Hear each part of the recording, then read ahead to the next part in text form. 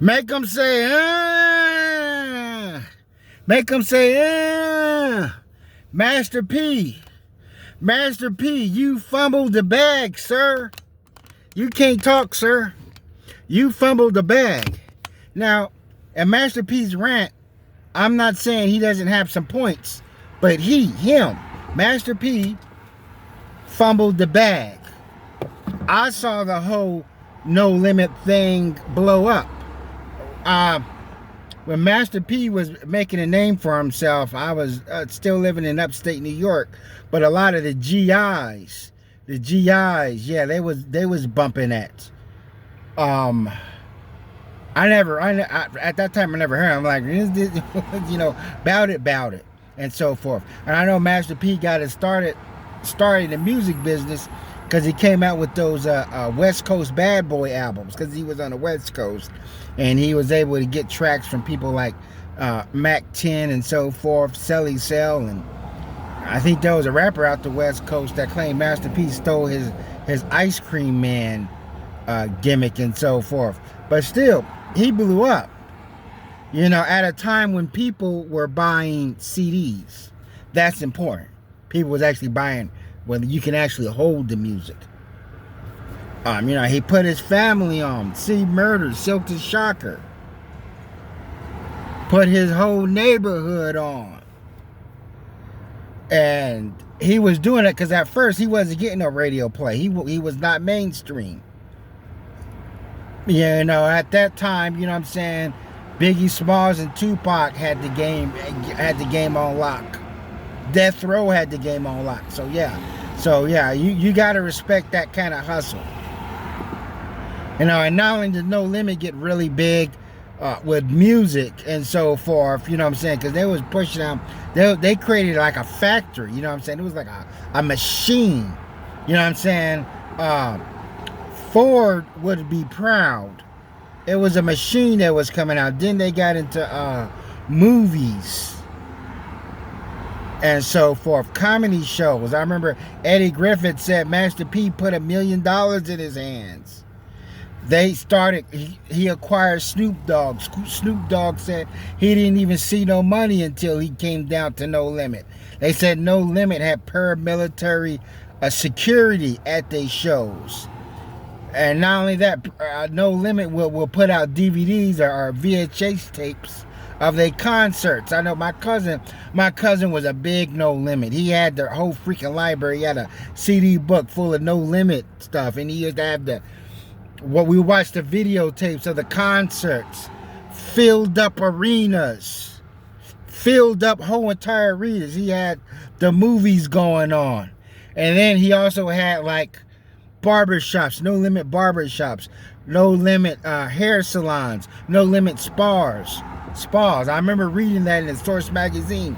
Remember the Source magazine? Yeah, you know what I'm saying? They used to talk about how big, and he was doing it fairly at a young age. You know what I'm saying? He was like 26 years old when No Limit, you know what I'm saying, made a name for himself. He was fairly young. Now, and I know that, you know what I'm saying, in the entertainment business and all this other stuff that you got an expiration date. But still, No Limit could have still been doing stuff. He could have still been doing movies. Even if the music, you know what I'm saying, sort of fell off, he would have had movies, comedy shows. Still would have had all that enterprise there. What happened there, Master P? All that enterprise.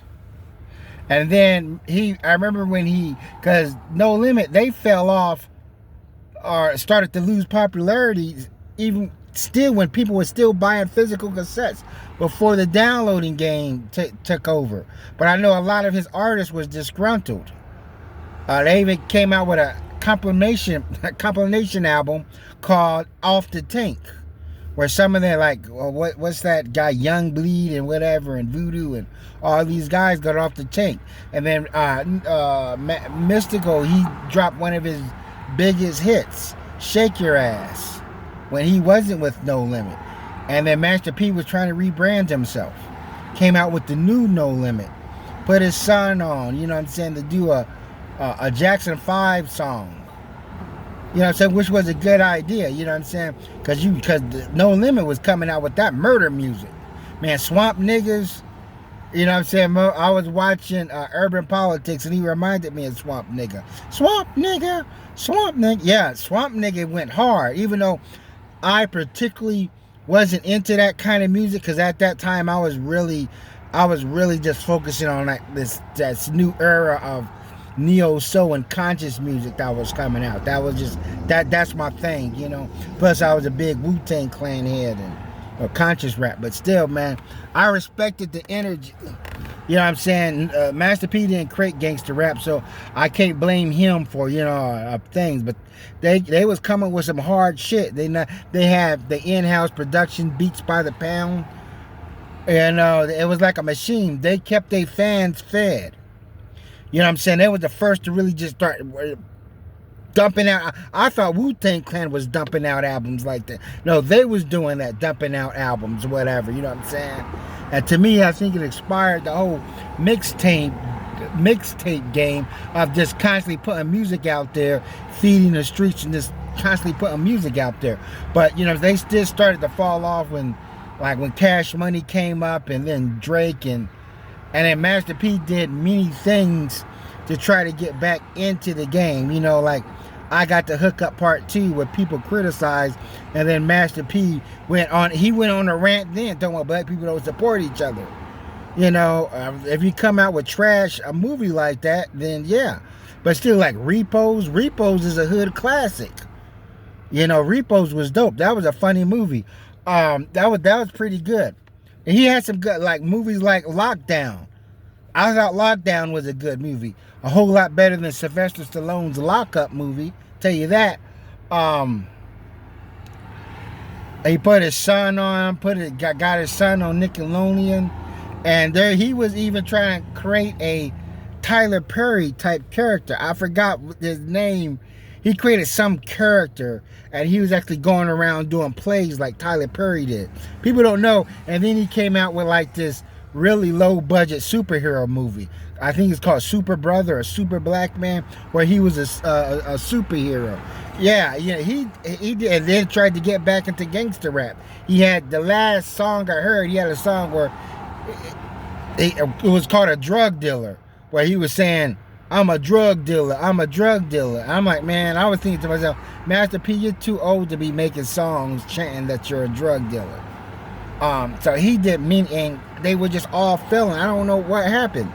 You know what I'm saying? Take P. Diddy. P. Diddy's locked up. But before he got locked up or whatever, he was still making all kind of money. You know, he got into the multimedia, you know, media man. You know what I'm saying? He owned the Breakfast Club and other ventures and so forth. P. Diddy clothes. And I still will rock some Sean John Combs. Sean John clothes, because I think he did make the best out of all the hip-hop moguls that got into the fashion game. I felt that Sean, I got some Sean, still got some Sean John gear.